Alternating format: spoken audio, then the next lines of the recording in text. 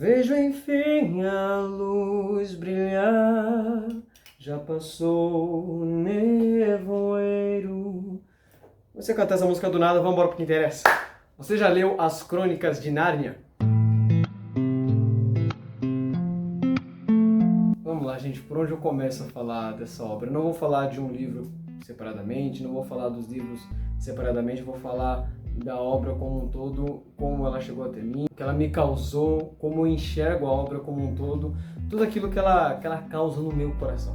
Essa obra de C.S. Lewis, ela tem um lugar muito especial no meu coração, porque foi acho que o meu segundo contato com ficção cristã, né? O primeiro, indiretamente, agora na literatura, realmente foi o segundo lugar. O primeiro foi Este Mundo Tenebroso, que eu já falei aqui. O primeiro contato que eu tive com As Crônicas de Nárnia foi com o filme, né? O primeiro filme, que aliás é maravilhoso, né? Mexia comigo desde criança, e quando eu soube da analogia, né? Quando eu soube da real identidade de Aslan nesse mundo da literatura, ressaltou aos meus olhos um encanto por essa saga. Eu fui lá e adquiri essa coletânea, e eu me deliciei com esses livros e me delicio até hoje. Bom, é claro que a maioria das pessoas já sabe das grandes analogias que tem nas Crônicas de Nárnia. O fato de Aslan ser Jesus nas Crônicas de Nárnia, ser Cristo naquele mundo fictício, a maioria das pessoas já sabem disso. Eu vou tocar nesse ponto um pouquinho mais pra frente, mas eu também queria falar da atmosfera que o autor, o renomado C.S. Lewis, transmite nesse universo. Porque é algo simplesmente lindo, é caprichoso, e você vê paixão, uma singela paixão naquilo que ele faz, no universo que ele apresenta, e você se apaixona junto com o autor. Ele consegue transmitir o belo, ele consegue transmitir a beleza de uma forma sucinta e simples. Para descrever isso um pouquinho melhor, eu vou usar como respaldo este livro aqui, essa coletânea, que foi feita das obras de C.S. Lewis, né? Tem vários trechos aqui retirados de vários volumes, de vários livros que ele escreveu, e tudo aquilo que diz respeito à leitura, né, foi compilado nesse livro aqui. Eu gostaria de citar algumas pontuações que o autor faz e que estão registradas nesse volume, muito bonito por sinal. Penso que, após a leitura de um livro, não há nada melhor do que analisá-lo com alguém, mesmo que a análise produza discussões ferrenhas de vez em quando. Eu vou fazer um pouquinho disso aqui, só um pouquinho, porque eu não tenho como fazer isso aqui, não quero que o vídeo fique muito longo, mas eu quero falar disso aqui de uma forma sucinta, assim como o autor faz em As Crônicas de Nárnia. Um outro trecho desse livro aqui, onde ressalta, pelo menos para mim, o cuidado e o carinho que o autor tem ao narrar a história. Porque você que lê o livro, você entende bem o que eu quero dizer.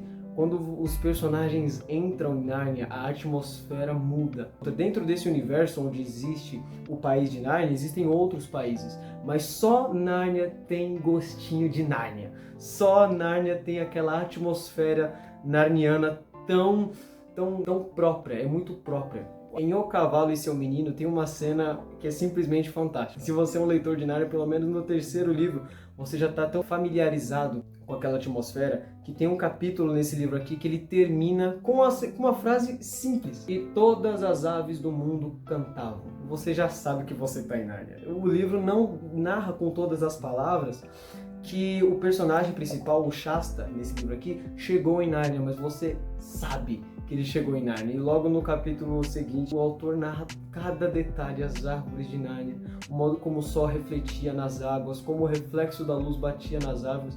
É primoroso o modo como ele descreve o universo de Nárnia. E nesse livro aqui a gente consegue ver um exemplo, né, uma pontuação que existe nesse livro aqui, nessa coletânea aqui, que você consegue perceber o tamanho do carinho que o C.S. Lewis dá para essas descrições de cenário, para essa ambientalização no livro. Lá para a página 143, ele diz o seguinte: muitos romances, poemas e pinturas modernos que somos intimidados a apreciar não são uma boa obra, porque nem sequer são uma obra. São meras poças de sensibilidade ou reflexos derramados.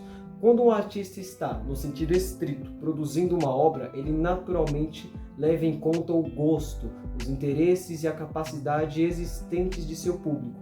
Estes, não menos que a língua, o mármore ou a tinta, fazem parte de sua matéria-prima a serem usados, domados, refinados, não ignorados nem desafiados. Uma grande indiferença a eles não é genialidade nem integridade, é preguiça e incompetência. E um outro trecho desse livro também, que ele vai expressar a opinião dele sobre a obra dos Três Mosqueteiros, e a indignação do Lewis é até um pouco cômica, né? Tentei, sobre recomendação insistente de Warren, o irmão de Lewis, a ler Os Três Mosqueteiros, mas não apenas cansei-me da leitura, como também a achei repugnante. Todos aqueles valentões arrogantes vivendo do dinheiro diamantes. Encontramos-nos em um mundo abstrato de galanteria, aventura que não tem raízes, nenhuma conexão com a natureza humana ou com a Mãe Terra. Quando a cena muda de Paris para Londres, não há percepção alguma de que chegamos a um país novo. Não há mudança de atmosfera. Creio não existir sequer uma passagem no livro que comprove que Dumas, o autor, alguma vez viu uma nuvem, uma estrela ou uma árvore. Meu amigo, olha, eu como leitor, amante da escrita também, se eu recebo uma resenha dessa, meu amigo, cara, eu enfio minha cabeça na privada e fico dando descarga em mim mesmo, assim. Eu quis ressaltar esses trechos do livro só para mostrar o quanto o autor se importa com isso. A descrição não só do cenário, mas do ambiente, não é um simples cenário, é o ambiente que se cria em todo o universo de Narnia, é uma coisa muito, muito única. E o autor ele faz isso de uma forma simples. Você não vê em As Crônicas de Nárnia descrições tão complexas como, por exemplo, o Silmarillion de O Senhor dos Anéis. Não é algo tão complexo assim, mas sabe, é o simples bem feito, e é tão bem feito, que é uma obra simplesmente gostosa de ler. Sabe aquele livro que você não cansa de ler, que você às vezes vira uma tarde inteira lendo ele e você não vê? São os livros das Crônicas de Nárnia, gente. Os personagens são adoráveis, alguns personagens, principalmente um deles, que eu vou falar dele agora. O Aslan, grande leão, o senhor dos bosques, o verdadeiro rei de Nárnia. Ele é de longe, assim, o verdadeiro protagonista dessa história. Quem leu sabe do que eu tô falando. Os protagonistas nem sempre são os mesmos, os protagonistas mudam. O foco narrativo, os olhos através do qual C.S. Lewis conta as crônicas, mudam o tempo todo. Só tem um personagem que não muda. Aslan. Os séculos e séculos passam, a cultura muda, os povos mudam, os idiomas mudam, o caráter dos homens mudam, mas Aslan não, ele sempre permanece o mesmo. O único personagem realmente fixo em toda a obra. E é muito empolgante porque chega a um ponto na história que você, quando ele demora para aparecer, você fica caçando ele nas entrelinhas dos textos, você fica caçando ele nos subtextos dos acontecimentos, naquilo que vem acontecendo ao longo da história, você busca o Aslan, você caça o Aslan. E quando ele finalmente aparece, gente, nossa, porque simplesmente ele é aquele personagem que você sabe da importância dele. Ele é descrito no livro como o filho do rei de Além-Mar. É o filho de Deus, gente, é o filho de Deus, é Cristo representado nessa obra. E o modo como C.S. Lewis retrata isso em As Crônicas de Nárnia é algo para mim puro, mágico e belo. É simplesmente belo, tal como nas escrituras, e eu já vou falar o porquê. Você vê isso desde O Leão, a Feiticeira, o Guarda-Roupa, mas principalmente nesse livro aqui, A Cadeira de Prata, dá uma ênfase especial para como as pessoas, as crianças, os protagonistas, veem Aslan, como eles se portam diante dele, o que eles sentem na presença dele. Não tem como eu colocar isso aqui de forma tão simples, ia demorar um pouco, mas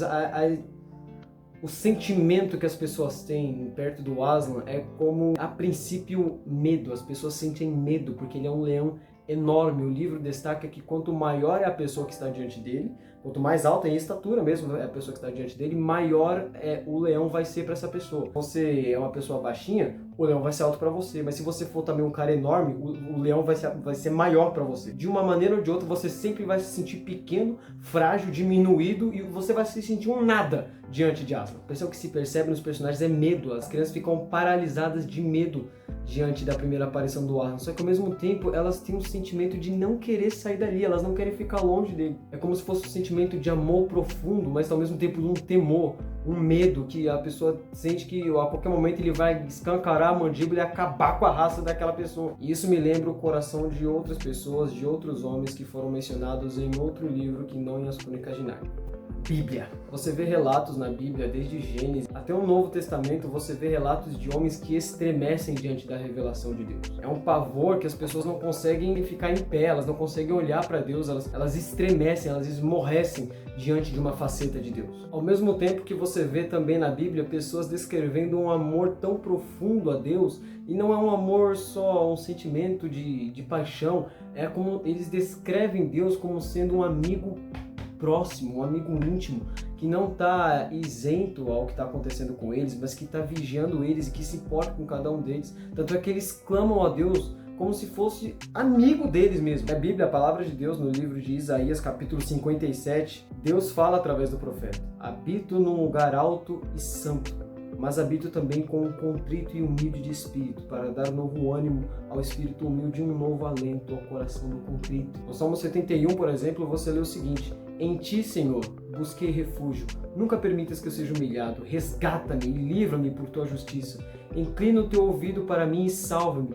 Peço-te que sejas a minha rocha de refúgio, para onde eu sempre possa ir. No finalzinho do Salmo 119 também está escrito: chegue à tua presença o meu clamor, Senhor. Dá-me entendimento conforme a tua palavra. Chegue a ti a minha súplica. Livra-me conforme a tua promessa. Meus lábios transbordarão de louvor, pois me ensinas os teus decretos. A minha língua cantará a tua palavra, pois todos os teus mandamentos são justos. Com a tua mão vem ajudar-me, pois escolhi os teus preceitos. Anseio pela tua salvação, Senhor, e a tua lei é o meu prazer. Permita-me viver para que eu te louve e que as tuas ordenanças me sustentem. Andei vagando como ovelha perdida. Vem e busca o teu servo, pois eu não me esqueci dos teus mandamentos. Você vê nas Escrituras, em Antigo e Novo Testamento, quando as pessoas veem Deus em sua glória, as pessoas têm medo, elas têm pavor, mas ao mesmo tempo é quase paradoxal. Ao mesmo tempo que você sente medo e esse pavor, não existe outro lugar, não existe lugar melhor para se estar do que na presença dele. E C.S. Lewis, ele descreve isso muito bem nas Crônicas de Nárnia. Ao mesmo tempo que as pessoas têm medo dele, as pessoas o amam e querem estar perto dele. Em O Leão, a Feiticeira e o Guarda-Roupa, quando o Aslan ressuscita sobre a mesa de pedra, a Lúcia e a Susana, elas vêm abraçar ele, vêm alegres com ele, e ele rola na grama com elas, ele pega elas assim, joga pra cima, ele joga lá nas costas dele, ele saltita com elas pela grama, ele brinca com elas como um pai brinca com as filhas. Sempre, sempre, sempre a história começa, às vezes, com alguém que não conhece Nárnia, tendo medo do grande leão, e no final amando ele e abraçando ele como quem abraça um pai. Isso é lindo, é maravilhoso. Você via, às vezes, criança temerosa e com medo do grande leão, e no final ela corre para abraçá-lo. E o jeito como ele trata a criança é lindo, é belo, porque ele é o grande leão, ele é o grande rei, mas ele é dócil, ele é humilde, ele é manso, ele é bom, ele é protetor e ele é justo. Os discípulos estavam com Jesus o tempo inteiro, mas no Monte da Transfiguração, quando eles ouviram a voz do Altíssimo falando: este é o meu Filho amado, ouçam-no. A Bíblia diz: ouvindo isso, os discípulos prostraram-se com o rosto em terra e ficaram aterrorizados.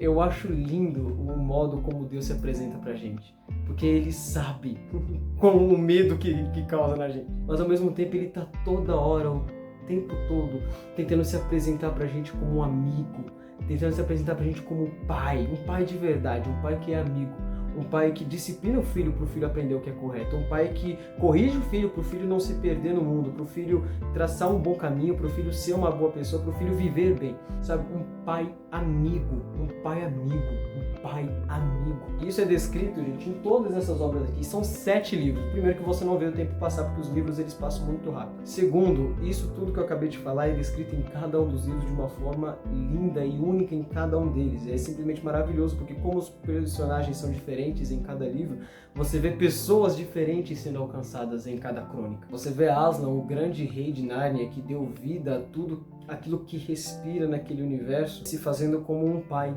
como um leão dócil, uma pessoa bondosa e humilde. E se essas palavras te soaram familiares, isso não é em vão. Filipenses capítulo 2, versículo 5. Seja a atitude de vocês a mesma de Cristo Jesus, que, embora sendo Deus, não considerou que o ser igual a Deus era algo ao qual devia apegar-se, mas esvaziou-se a si mesmo, vindo a ser servo, tornando-se semelhante aos homens, e sendo encontrado em forma humana, humilhou-se a si mesmo e foi obediente até a morte, e morte de cruz.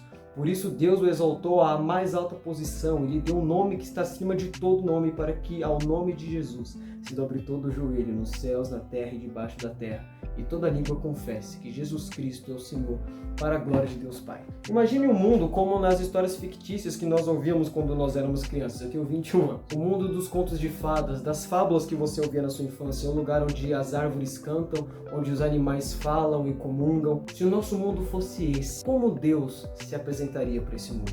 Como Cristo se apresentaria para um mundo como esse? Como a graça de Deus se manifestaria num mundo como esse? Se você se fez essa pergunta, por favor, faça um favor a si mesmo e leia as Crônicas de Nárnia. Adquiri essa coletânea através da livraria Família Cristã. Vou tentar deixar o arroba deles aqui embaixo para vocês entrarem no site e tentarem adquirir essa coletânea, que vale muito a pena. Vale muito a pena. Mas eles já estão com uma nova edição lá bonita pra caramba e que eu vou comprar, e assim que eu comprar eu vou vir aqui, vou fazer review dele, vou fazer vídeo. Mas enquanto isso, eu vou ficando por aqui, gente. Espero que vocês tenham gostado. Se vocês me acompanharam até aqui, obviamente. É isso, gente. Até a próxima. Amo vocês. Tchau, tchau.